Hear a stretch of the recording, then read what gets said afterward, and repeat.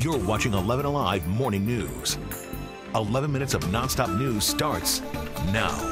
We are kicking off your 11 minutes of nonstop news with the weather and traffic. Kicking it off with Chesley, gearing us up for a steamy day out there. Another heat advisory. Yes, we do have a heat advisory that will take effect as we head into noon today. That's when it starts to take effect, as we'll watch those temperatures begin to soar. Starting off with a few clouds overhead, those clouds will break up. We're going to see partly sunny skies for the first half of the day.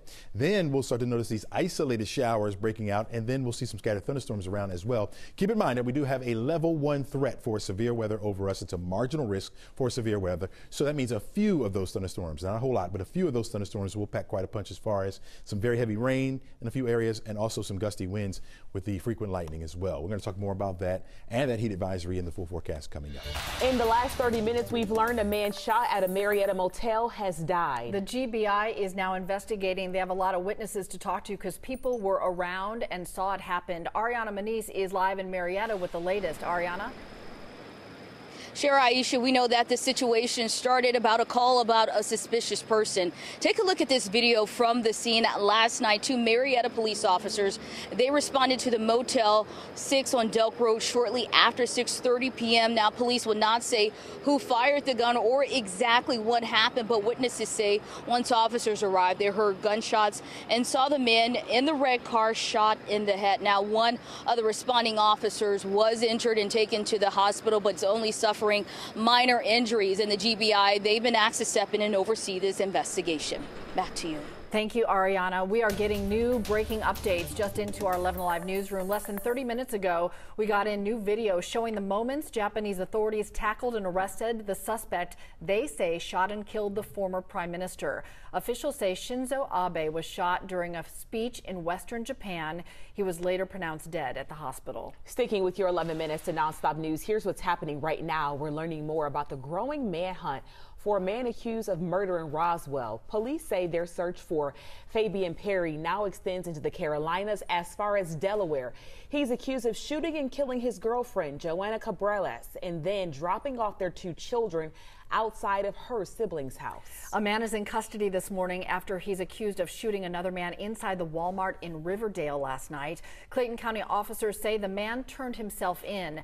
Investigators say 2 of them got into an argument, then shoppers say they heard shots. People started running. With recent mass shootings across the country, they thought this could have been an active shooter. The GBI is hoping this new video will help them nail down whoever is responsible for blowing up the Georgia Guidestones. The GBI says it shows the person you see there running, leaving an explosive device, and then taking off. This morning, the Elbert County District Attorney is promising to prosecute whoever is behind this. Your 11 minutes of nonstop news continues with the local school district getting an A+ from some teachers and parents ahead of the new semester. Bartow County Schools is going to help parents with some back-to-school supplies. Molly Oak explains how the district is footing the bill. The school supply list just got shorter, thanks to how Bartow County is using $22 million in federal COVID-19 funding. When you have a list a mile long of all the other things that they have to be successful, sometimes those other ones, get pushed to the side, and this will allow for all students to have exactly what they need and to be prepared on the first day of school.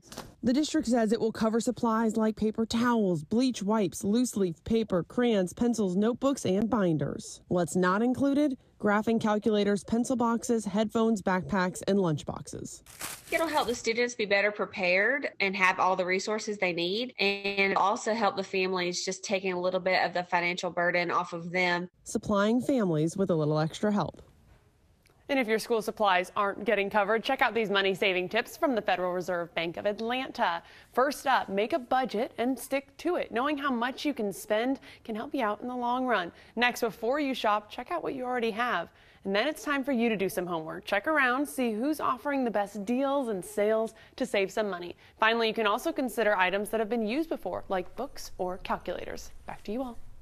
All right, Molly, thank you. Time now 6:55. Here's a look at what you need to know before you head out the door this morning. President Biden expected to take executive action to protect access to abortion. The order coming 2 weeks after the Supreme Court's ruling that ended the nationwide right to abortion. President Biden plans to speak to the nation today about protecting access to reproductive health care rights. Today, 3 of the victims killed in the 4th of July parade shooting in Highland Park, Illinois, will be laid to rest. There will be memorial services for Stephen Strauss and Nicholas Toledo Zarganza, who were both 88, as well as for 63-year-old Jacqueline Sondheim. Gwinnett County Police holding active shooter training at Decula Elementary School. They say it's part of the training for some new recruits. Everyone is urged to stay clear of the school on Fence Road so recruits can benefit from the most effective training experience. All new for you this morning. In just a few hours, a pay raise agreement will officially be signed for South Fulton firefighters. It includes more money and it outlines specific benefits. We understand it is the first agreement of its kind in Georgia and the first in Metro Atlanta, too.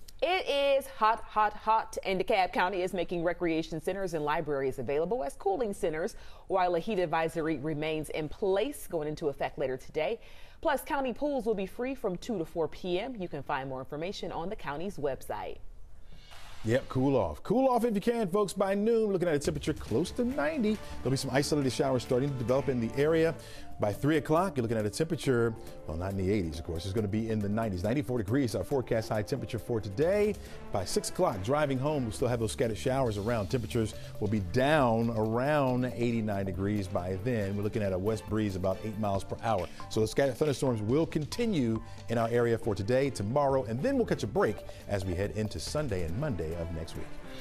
All right. So you're all good. Okay, well, looking good. I don't want you guys to think we're this perky and perfect all the time. You ever had one of those shows where you're like, I was so sleepy, I can't believe I made it? Her head was down on the desk at one point. I can't believe it's 6:58. You made it. Baby kept mama up a lot last night. Have a good weekend, everybody. Today's show next. Woo!